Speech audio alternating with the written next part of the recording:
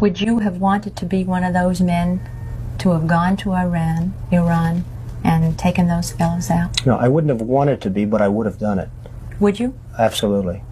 If I were the age, if I were in the military. There were a lot of those fellas who went for that aborted coup, who were 34 years old and older. They were your age. That's right. If you were called upon, would you? I know it's easy to say, yes, of course I would go, but if the phone rang right now and there was someone from the Selective Service that said, Donald, we're taking every young man 34 years of age, we're sending him to war, would you go to war? No, I don't see a war. You see, the war this is not a Vietnam situation, fortunately.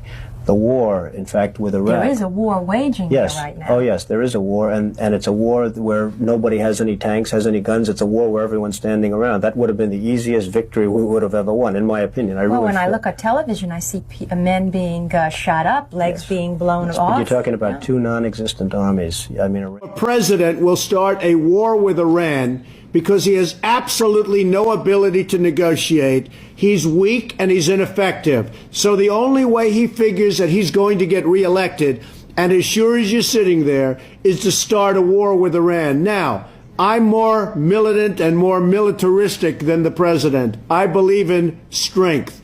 But to start a war in order to get elected, and I believe that's going to happen, would be an outrage. This is a great time to negotiate. Unfortunately, we have a president that doesn't know the first thing about negotiation. We have a real problem in the White House. So, I believe that he will attack Iran sometime prior to the election because he thinks that's the only way he can get elected. Isn't it pathetic?